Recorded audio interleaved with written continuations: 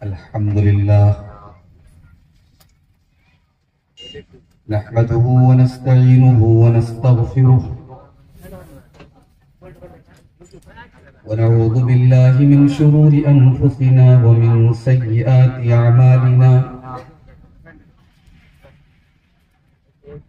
मन यहदिहिल्लाहु फला मुदिल्ल लहु व मन युद्लिल फला हादिय लहु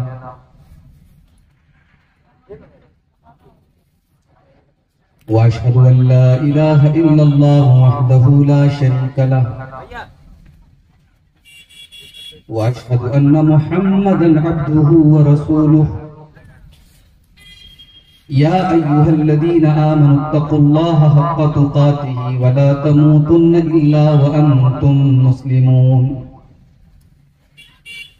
या अय्युहन्नासुत्तक़ू रब्बकुमुल्लज़ी खलक़कुम मिन नफ्सिन वाहिदह वखलक़ मिन्हा ज़ौजहा वबत्त मिन्हुमा रिजालन कसीरन वनिसाअ वत्तक़ुल्लाहल्लज़ी तसाअलून बिही वल अर्हाम इन्नल्लाहा काना अलैकुम रक़ीबा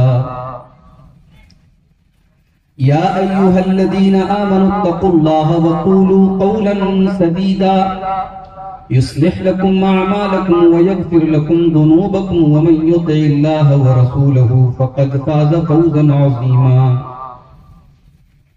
अम्मा बअदु फ़इन्न खैरल हदीस किताबुल्लाह व खैरल हदी हदी मुहम्मदिन सल्लल्लाहु अलैहि वसल्लम व शर्रल उमूरि मुहदसातुहा व कुल्ल मुहदसतिन बिदअह व कुल्ल बिदअतिन ज़लालह व कुल्ल ज़लालतिन फिन्नार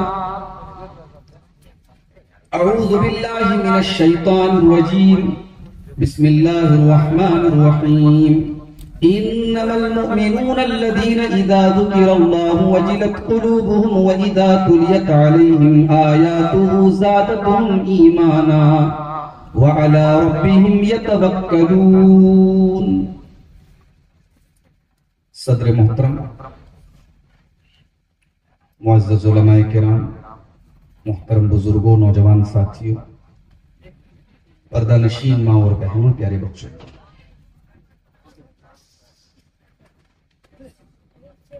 सूरह अनफाल की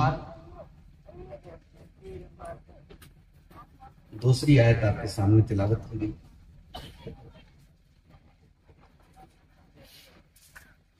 इस आयत करीमा में अल्लाह ताला ने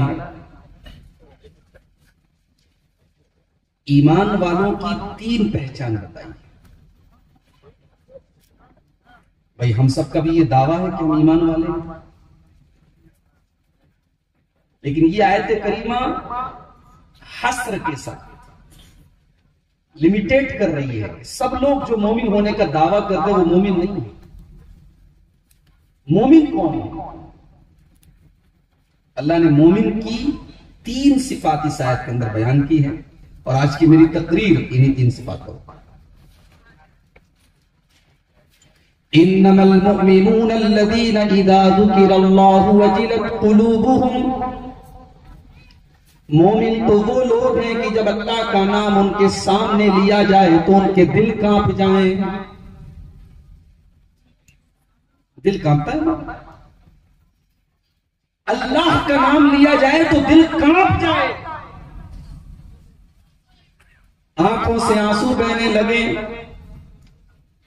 दिल के अंदर शर्मिंदगी का एहसास होने लगे, अपने पाप याद आने लगे, अपने गुनाह याद आने लगे, अल्लाह की नाफरमानियां याद आने लगे। इन्नमल मुमिनूना अल्लज़ीना इज़ा ज़ुकिरल्लाहु वजिलत क़ुलूबुहुम। मोमिन तो वो लोग हैं जब अल्लाह का नाम उनके सामने लिया जाता है तो उनके दिल कांप जाते हैं। आज जुमा की तकरीरें हो रही हैं, बड़े बड़े जलसे और कॉन्फ्रेंसें भी हो रही हैं, रात के 2-2 बजे तक हम आप कुरान और हदीस की बातें सुन रहे हैं, मगर दिल की दुनिया नहीं बदल रही है। क्यों नहीं बदल रही है? कुरान का दूसरा पारा उठाइए, अल्लाह तबारक व तआला ने यहूदियों का जिक्र करते हुए फरमाया, सुम्मा क़सत क़ुलूबुकुम मिन बादि ज़ालिका हिय कल हिजारति औ अशद्दु क़स्वा। ऐ यहूदियों, तुमने अल्लाह की इतनी नाफरमानी की, तुमने इतने गुनाह किए, तुमने इतने बड़े बड़े पाप किए कि तुम्हारे दिल पत्थरों से भी ज्यादा सख्त हो गए। व इन्न मिनल हिजारति लमा यतफज्जरु मिनहुल अनहार। जबकि पत्थर तो कुछ ऐसे भी होते हैं कि पत्थरों के अंदर से नदियां निकलने लगती हैं, नहरें निकलने लगती हैं। व इन्न मिनहा लमा यशक्ककु फयखरुजु मिनहुल मा। और पत्थरों के अंदर तो कुछ ऐसे भी होते हैं कि उनके अंदर से सुराख हो जाता है और पानी रिस रिस करके निकलने लगता है। व इन्न मिनहा लमा यहबितु मिन खश्यतिल्लाह। और पत्थर तो कुछ ऐसे भी होते हैं जो अल्लाह के खौफ से झुक जाया करते हैं। लेकिन बनी इसराइल के लोगों, यहूदियों, तुमने अल्लाह की इतनी नाफरमानी की, तुमने अल्लाह को इतना नाराज किया कि तुम्हारे दिल सख्त हो चुके हैं, तुम्हारे दिल के अंदर कोई नरमी नहीं है। जानते हो, दिल का आंख के साथ बड़ा गहरा ताल्लुक। दिल के अंदर जब नरमी होती है तब आंखों से आंसू बहते हैं, और दिल जब सख्त होता है तो आंखों के सोते खुश्क होते हैं। इसीलिए कुरान के 16वें पारे में जब अल्लाह ताला ने अपने नबियों का जिक्र किया, अल्लाह ने ज़करिया अलैहिस्सलाम का जिक्र किया, ईसा अलैहिस्सलाम का जिक्र किया, इब्राहिम का जिक्र किया, मूसा अलैहिस्सलाम का जिक्र किया, इस्माइल का जिक्र किया, इदरीस का जिक्र किया, नूह अलैहिस्सलाम का जिक्र किया। बहुत सारे नबियों का तज़किरा करने के बाद अल्लाह ने फरमाया, इज़ा तुलियत अलैहिम आयातुर रहमान खर्रू सुज्जदन व बुकिया। ये हमारे बंदे थे, ये हमारे पैगंबर थे, ये हमारे रसूल थे। जब इनके सामने रहमान की आयतें पढ़ी जाती थी, जब इनके सामने कुरान की आयतें पढ़ी जाती थी, खर्रू सुज्जदन व बुकिया, तो ये अल्लाह की बारगाह में रोते हुए सजदे में गिर जाया करते थे।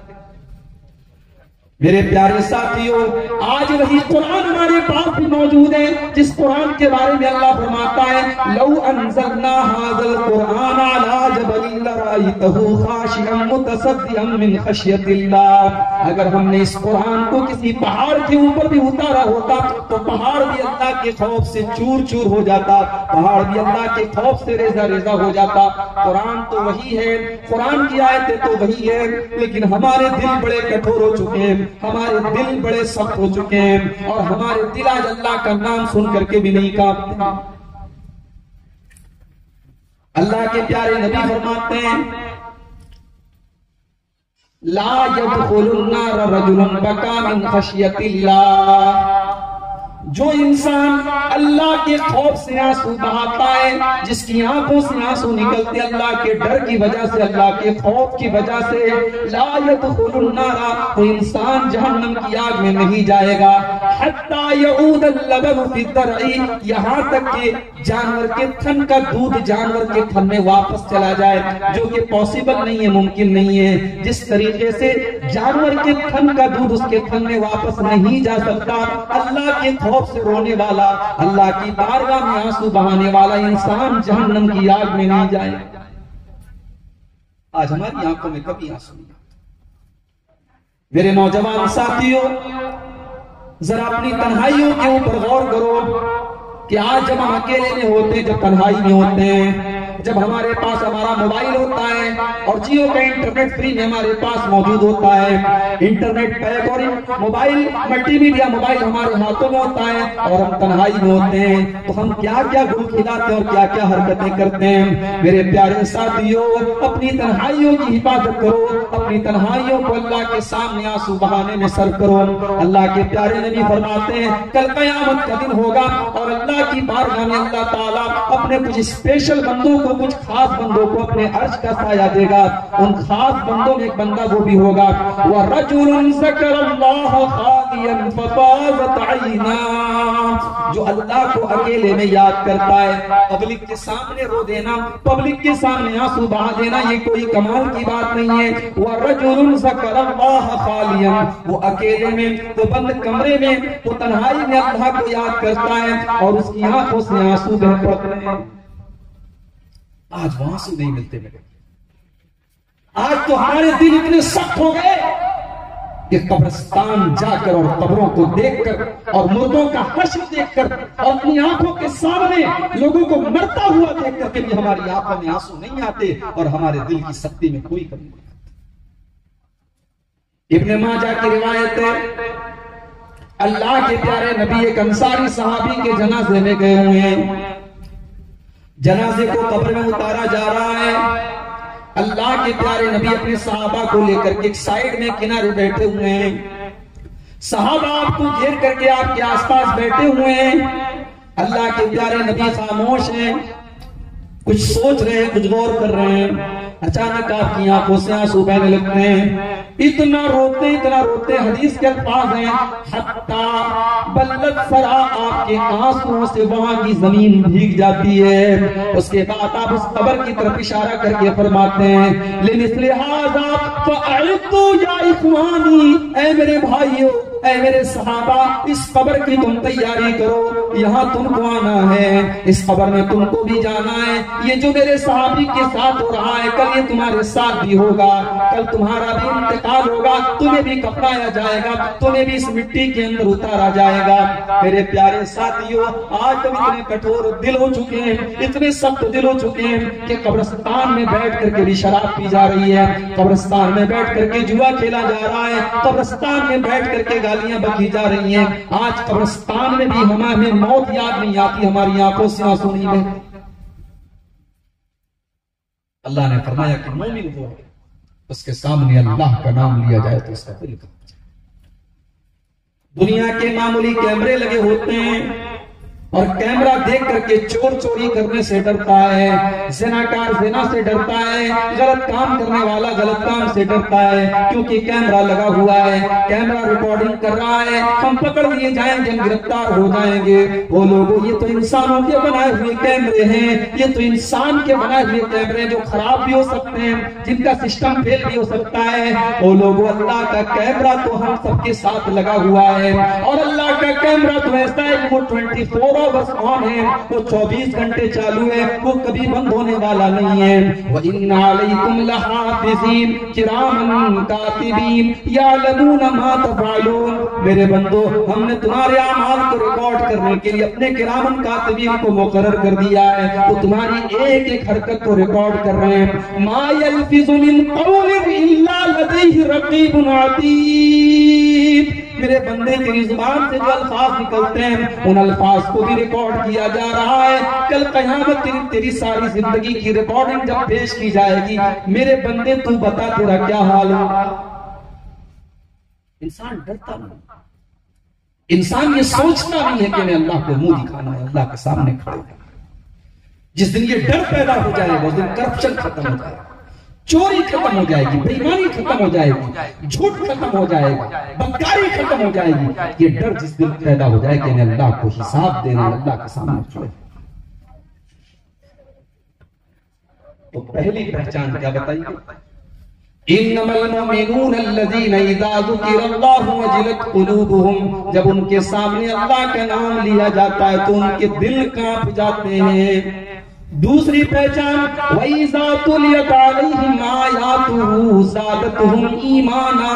जब उनके सामने अल्लाह की आयतें पढ़ी जाती हैं, जब उनके सामने कुरान की आयतें पढ़ी जाती हैं, उनका ईमान बढ़ जाता है। हमारा ईमान बढ़ता है क्या? हमारे ईमान का हाल तो ये, हाफिज साहब रमजान में एक पारा तरावी पढ़ा रहे, किसी दिन उन्होंने 1.5 पारा पढ़ा दिया, 2 पारा पढ़ा दिया तो हमारा पारा चढ़ने लगता है। हाफिज साहब आपने ज्यादा क्यों पढ़ा दिया? हमारे कुरान के साथ हमारे सलूक का ये हाल है कि हमने कुरान को रट्टू तोते की तरह बस पढ़ लिया, अपनी लड़कियों को पढ़ा दिया, न कुरान का माना समझने की कोशिश की, न कुरान को के करीब आने की कोशिश की। मेरे प्यारे साथियों, मुझसे बहुत सारे लोग मोबाइल नंबर मांगते हैं, बहुत सारे ग्रुपों में मैं जुड़ा हुआ हूं। किसी ने मुझको मैसेज किया, कोई मेरा खास दोस्त था उसने मुझको मैसेज किया, बहुत सारे ग्रुपों में लोगों ने मुझे ऐड किया है। व्हाट्सएप के ऊपर बहुत सारे मैसेज आते हैं, वो खास दोस्त का मैसेज मैं नहीं पढ़ पाया। 1 महीना गुजर गया, 2 महीना गुजर गया, किसी मौके से दोस्त से मुलाकात हुई, उसने बड़े गुस्से में मुझसे कहा कि तू तो बड़ा आदमी बन गया, तुझे मेरा मैसेज पढ़ने की फुर्सत नहीं। मैं उसको उज़्र पेश कर रहा हूं कि भाई मैंने तेरा मैसेज नहीं देखा, लेकिन उसका ये कहना है कि जब मैंने तेरे मोबाइल के ऊपर मैसेज भेजा तूने मुझे वो मैसेज क्यों नहीं पढ़ा, जबकि मैं तेरा खास दोस्त हूं।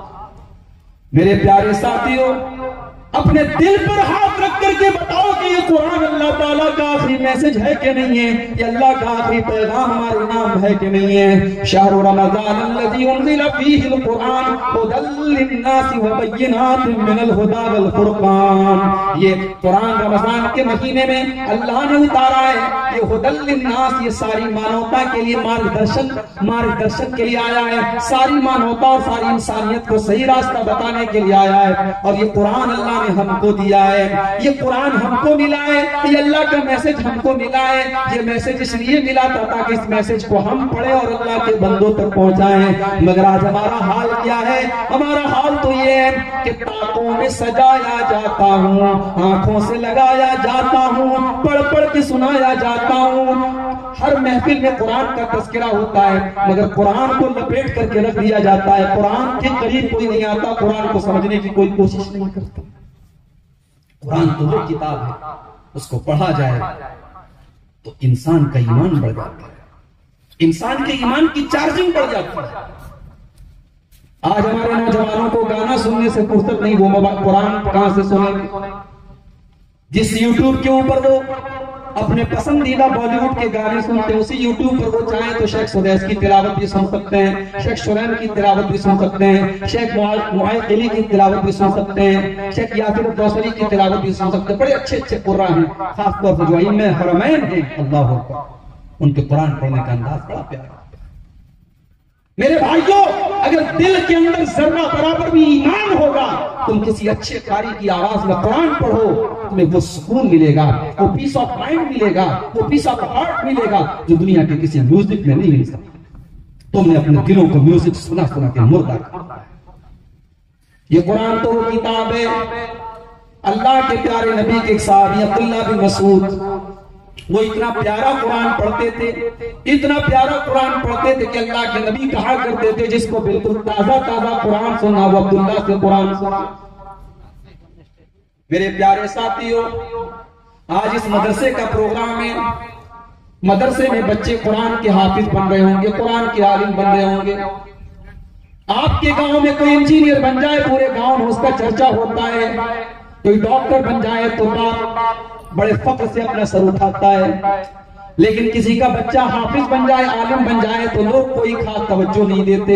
अल्लाह की कसम, मैं डॉक्टरों की तौहीन नहीं कर रहा हूँ, मैं इंजीनियरों को अंडर एस्टिमेट नहीं कर रहा हूँ, मैं वकीलों को कमजोर नहीं समझ रहा हूँ, मगर अल्लाह की कसम, लाखों करोड़ों इंजीनियरों, डॉक्टर और वकील मिल करके कुरान के हाफिज के बराबर नहीं हो सकते। उसको वो दौलत मिली है जो अल्लाह हर किसी को नहीं देता है। मेरे प्यारे साथियों, तुम्हारी नजर में इंजीनियर सबसे बेहतर होंगे, डॉक्टर सबसे बेहतर होंगे, वकील सबसे बेहतर होंगे। हमारी कौम को डॉक्टरों की भी जरूरत है, हमारी कौम को इंजीनियरों की भी जरूरत है, हमारी कौम को बड़े बड़े वकीलों की भी जरूरत है। मगर मेरे प्यारे साथियों, जो मकाम कुरान के पढ़ाने वाले का है वो किसी और का नहीं है। अल्लाह के प्यारे नबी फरमाते, खैरुकुम मन तअल्लमल कुरान व अल्लमहु, तुम में सबसे बेहतरीन इंसान वो जो कुरान को पढ़े और पढ़ाए, कुरान को सीखे और सिखाए।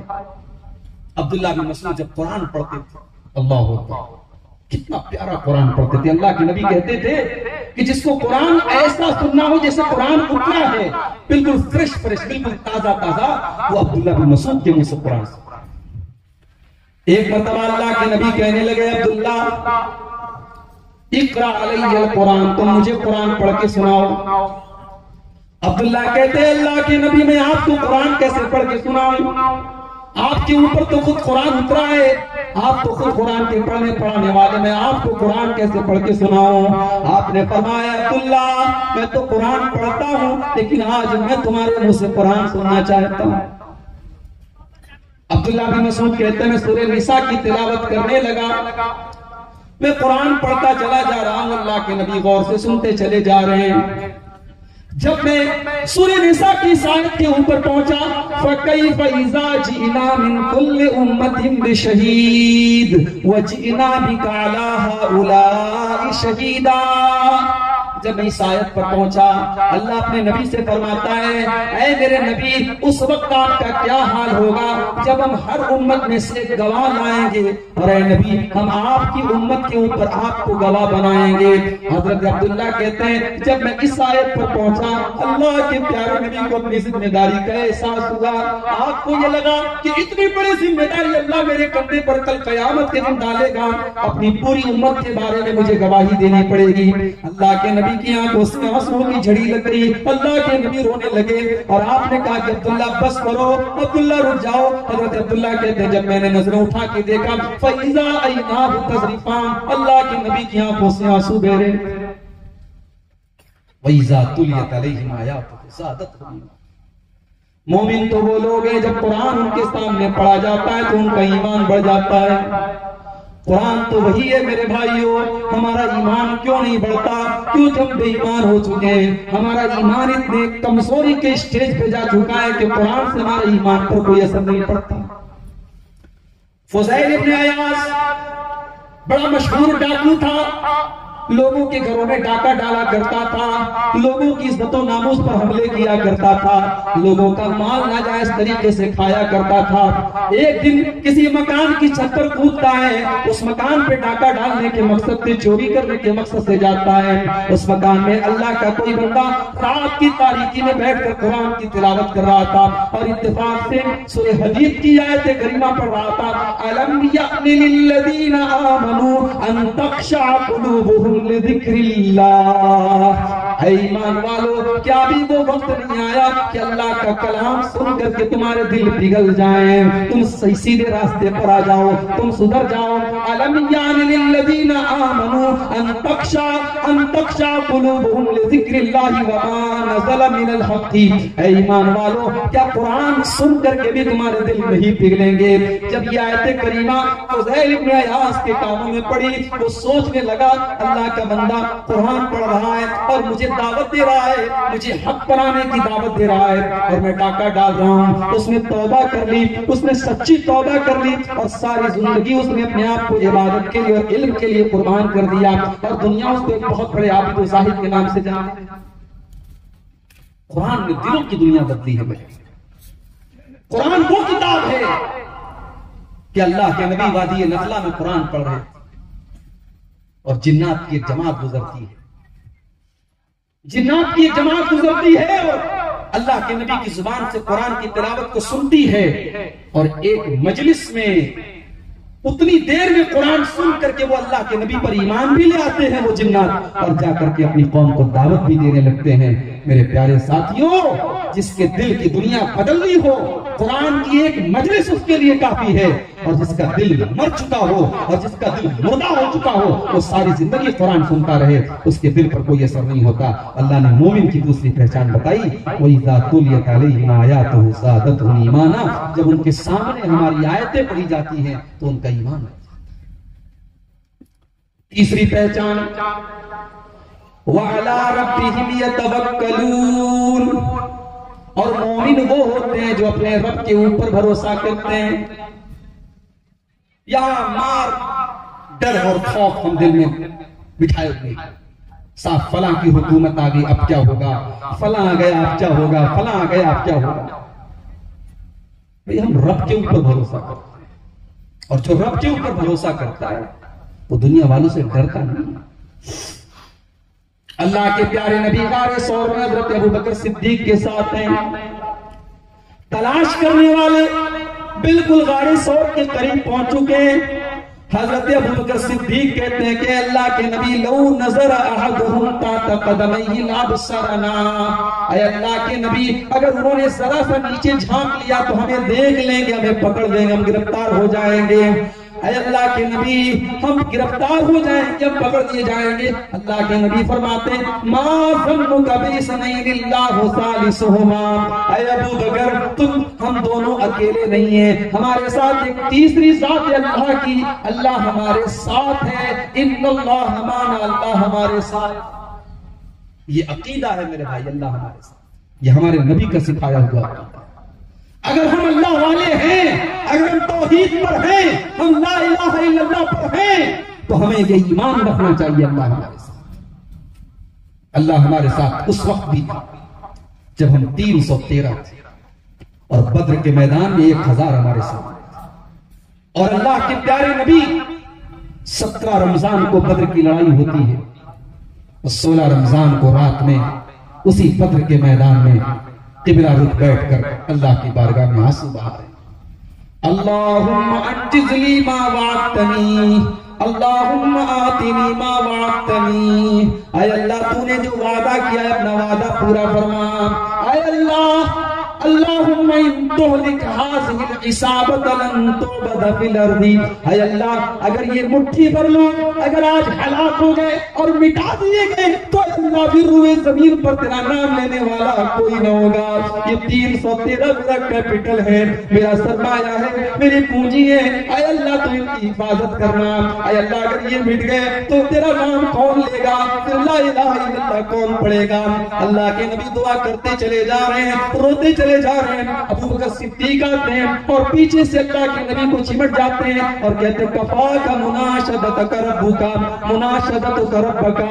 आय अल्लाह के नबी बस कीजिए, आपका रब आपको मायूस नहीं करेगा। आपने अपने रब से दुआ मांग ली, आपका रब आपकी दुआ जरूर कबूल करेगा।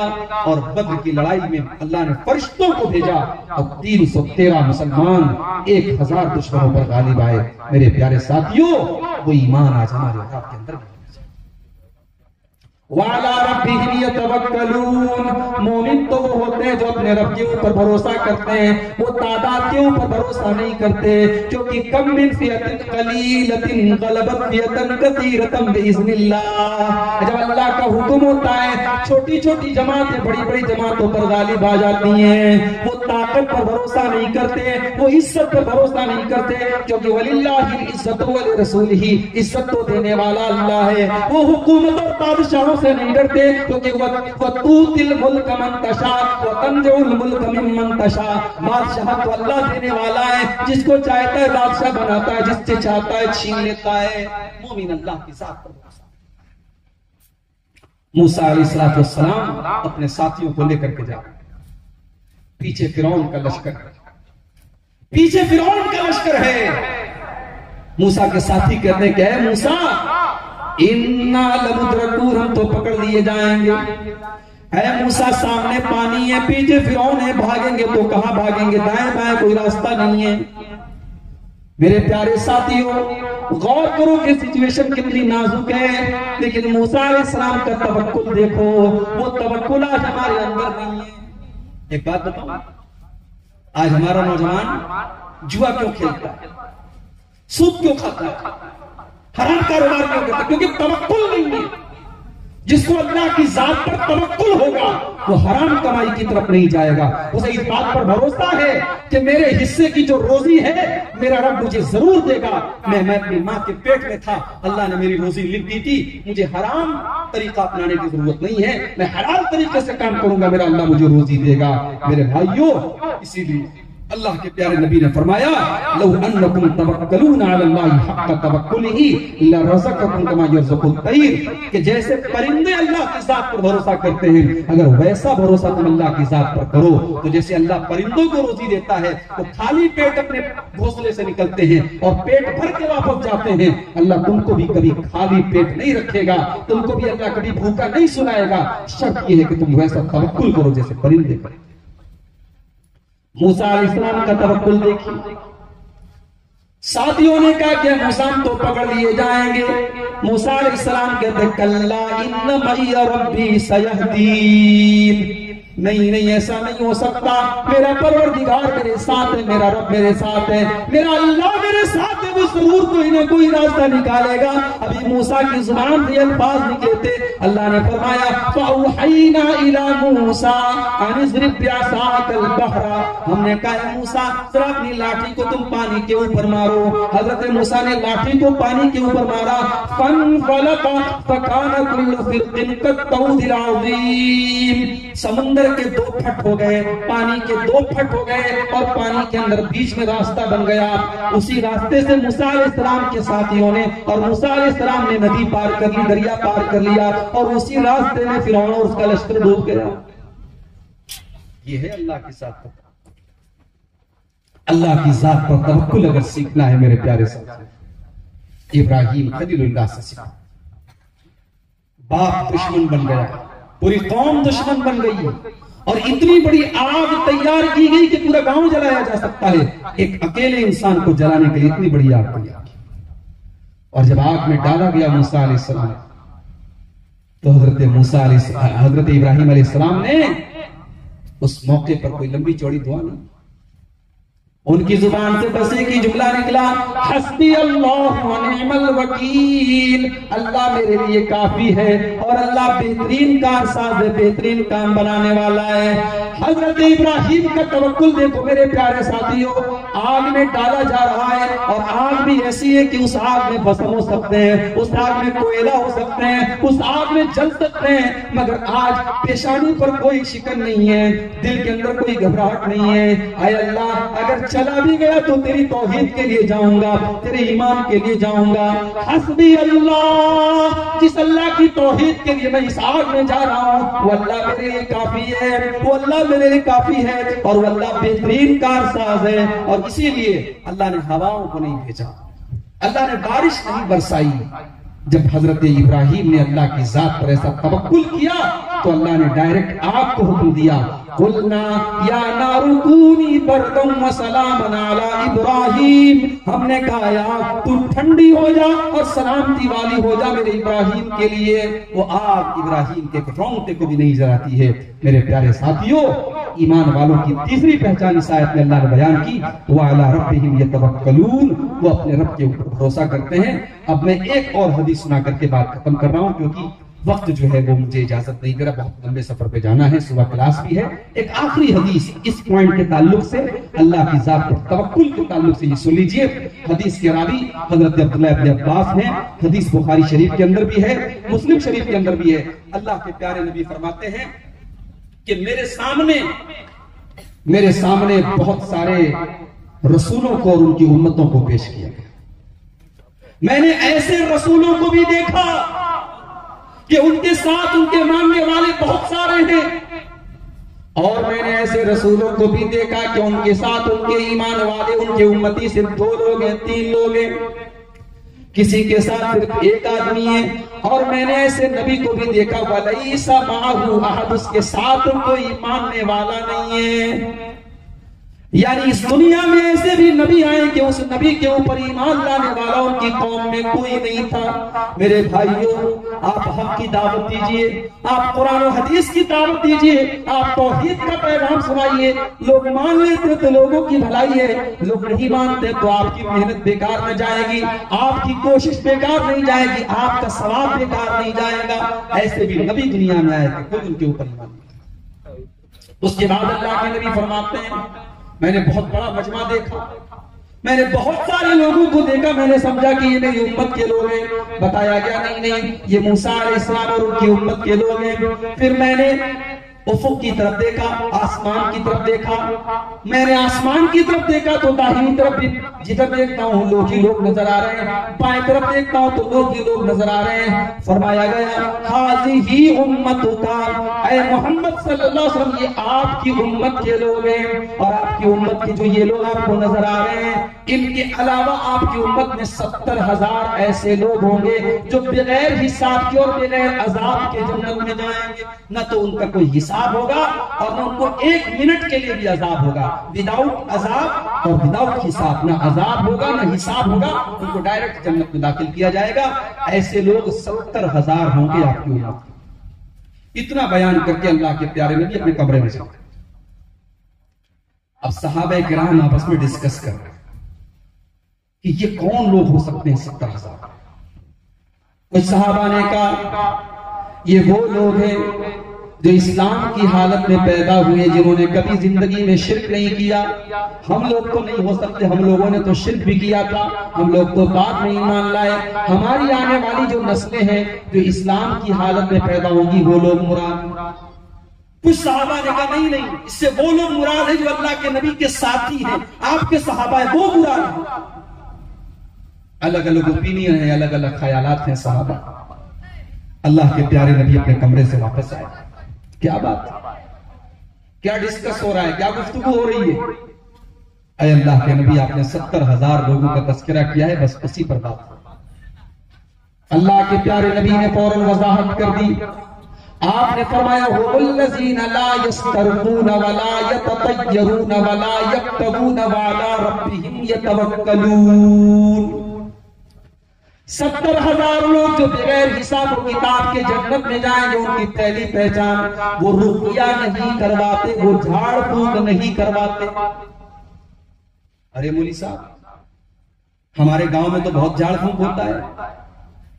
किसी बच्चे को नजर लग गई, कोई गांव के इमाम साहब के पास आता है, वो झाड़ फूक करते हैं, कुरान की आयतें पढ़ के दम करते हैं, अल्लाह के रसूल की दुआएं पढ़ के दम करते हैं। वो दम जायज है, कोई हरज की बात नहीं। कुरान और हदीस से जो दुआएं साबित हैं और कुरान की जो आयतें हैं, उनको पढ़ के दम किया जा सकता है। अगर नजर लग जाए तो, अगर जादू का असर है तो, और किसी जिन्नात वगैरह ने परेशान कर रखा है तो रुकिया करना जायज है, दम करना जायज है। फिर इस हदीस का क्या मतलब है कि वो दम नहीं करवाते हैं? इस हदीस का मतलब ये है, जब आप इमाम साहब से दम करवाएंगे, हाफिज जी से दम करवाएंगे, अगर जो हाफिज जी का आपके बच्चे को दम करना जायज है, हाफिज जी को कोई गुनाह नहीं, आपको कोई गुनाह नहीं, लेकिन आप अगर अपने आप को इस लायक बनाए कि आपका बच्चा अगर बीमार है तो आप खुद अपने बच्चे को दम कर दें, आप नबी की दुआओं को याद करें, आप कुरान की आयतों को याद करें, आप सुबह शाम के अस्कार की पाबंदी करें, आप बावजूद रहा करें, आप मुत्तकी रहें, आपको किसी और से दम करवाने की जरूरत न पड़े, तो ये तकवा का आला ग्रेड है, ये तवक्कुल का आला दर्जा है। और यही इस हदीस में मुराद है कि 70,000 लोग जो बगैर हिसाब और किताब के जन्नत में जाएंगे, वो किसी और से दम नहीं करवाते, वो खुद इस लायक होते हैं कि वो अपने ऊपर दम करते हैं। अब बात समझ में आई? ला यस्तरकून, 70,000 लोग वो हैं जो बगैर, जो रुकिया नहीं कराते, जो जासूस नहीं करते। और बाज़ उलमा ने कहा कि इस हदीस का मतलब ये भी हो सकता है कि वो गैर शरई कुरान और हदीस के खिलाफ वाला जो रुकिया होता है। ये बहुत सारे, अभी आज मेरे पास व्हाट्सएप पर एक साहब का कॉल आया और मैसेज आया कि मौलवी साहब, एक औरत है, उसका शौहर उसको मानता नहीं है और बहुत परेशान करता है, तो उस औरत को किसी ने बताया कि मैं तुझको एक दुआ लिख के दे रहा हूं, उसको किसी पेड़ पे लटका दो या उसको जला दो। मैंने कहा भाई साहब, दुआएं पढ़ी जाती हैं, दुआएं लटकाई नहीं जाती। डॉक्टर आपको कभी सीरप देता है तो डॉक्टर कभी ये बोलता है कि जाओ ये कैप्सूल लेके जाओ गले में लटका? कभी नहीं बोलता। डॉक्टर कहता है या तो इंजेक्शन के जरिए आपके बदन में डालेगा या दवा पीने को देगा। कुरान करीम के अंदर शिफा है, मगर कुरान का पढ़ना शिफा है, कुरान का पढ़ करके दम करना शिफा है, कुरान का लटकाना शिफा नहीं है। और मैंने कहा ये सब शैतानी अमल है कि दुआ लिख करके देगा और उसको जला दो। मैंने कहा जलाने वलाने से कोई, ये सब वाहियात बात है, फालतू। तो आज ये हो रहा है, कितने लोग हैं गैर शरई तरीके से वो कागज पे लिख के देते, कहते मरीज को पिला दो, और कागज पे देखो क्या लिखा है, 786 9211 35 420 ये सब लिखा रहता है, और फिर उस कागज को पिला देते हैं। ये तरीका गलत है और ये इस हदीस में मुराद है कि गैर शरई तरीके से जो लोग झाड़ फूक करवाते हैं, 70,000 लोग इससे पाक हैं जो बगैर हिसाब किताब की जन्नत में जाए। दूसरी पहचान वाला या ततय्यरून, 70,000 लोग जो बगैर हिसाब किताब के जन्नत में जाएंगे, वो बदशुगूनी नहीं करते, किसी चीज को मनहूस नहीं समझते। ड्राइवर गाड़ी चला रहा है, बिल्ली ने रास्ता काट दिया, ड्राइवर ने ब्रेक मार दिया। क्यों साहब? अरे बिल्ली ने रास्ता काट, यानी बिल्ली डिसाइड करेगी मुझे गाड़ी चलाना चाहिए नहीं चलाना चाहिए। अरब में क्या करते थे, सफर में जाने के पहले परिंदा उड़ाते थे, परिंदा दाएं उड़ा तो सफर करते थे, परिंदा बाएं उड़ा तो नहीं करते। इस्लाम ने इन तमाम चीजों को खत्म किया। मेरे आज भी बहुत सारे लोग मुहर्रम में शादी नहीं करते। क्यों साहब? मुहर्रम गम का महीना है। क्यों गम का महीना है? कहते हैं नबी के नवासे शहीद हुए। अरे अल्लाह के बंदे, कौन सा ऐसा महीना है जिसमें कोई ना कोई शहीद न हो? रबीउल अव्वल में हमारे नबी का इंतकाल हुआ, मुहर्रम की 1 तारीख को हजरत उमर की शहादत हुई, जिलहिज्जा की 18 तारीख को उस्मान गनी की शहादत हुई, रमजान की 21 तारीख को हजरत अली की शहादत हुई। तुम कौन कौन से महीने में गम मनाओगे? और कौन सा ऐसा महीना है जिसमें नबी का कोई सहाबी और नबी का कोई चाहने वाला शहीद हुआ? किसी की शहादत और किसी की मौत से कोई महीना गम का महीना नहीं। इस्लाम का एक कॉन्सेप्ट नहीं है, इस्लाम का एक तस्वीर नहीं।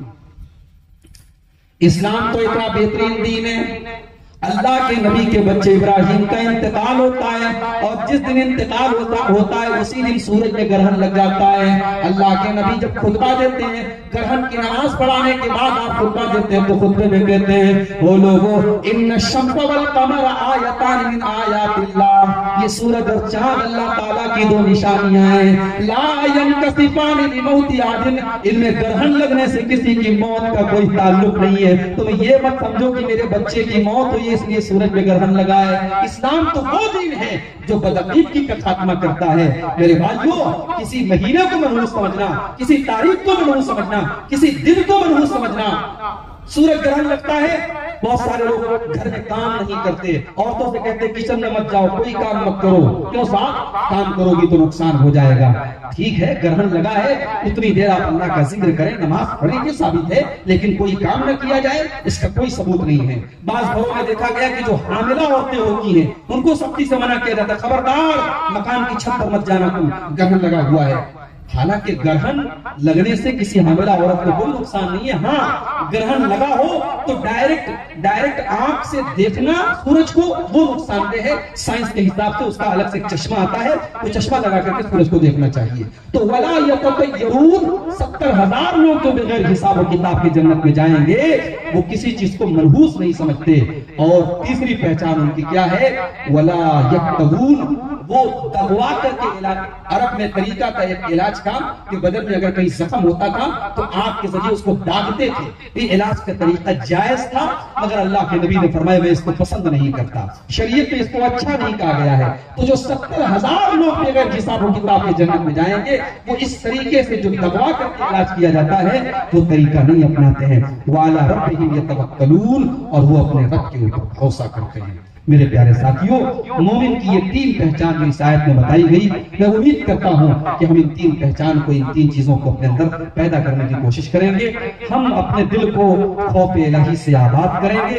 कुरान की आयतों को जब पढ़ा जाए तो हम उसको गौर से सुनेंगे ताकि हमारे ईमान में इजाफा हो, और हम कुरान को पढ़ने की और समझ करके पढ़ने की कोशिश करेंगे। और हम अल्लाह ताला की ज़ात पर जो तवक्कुल होना चाहिए वो तवक्कुल अपने अंदर पैदा करने की कोशिश करेंगे।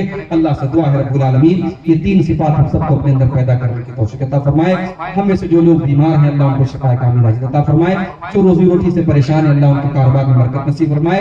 अल्लाह जब तक हम सबको दुनिया में जिंदा रखे, इस्लाम पर जिंदा रखे, हमारा खात्मा ईमान पर हो, आमीन। व आखिर दावाना अल्हम्दुलिल्लाहि रब्बिल आलमीन। अस्सलामु अलैकुम।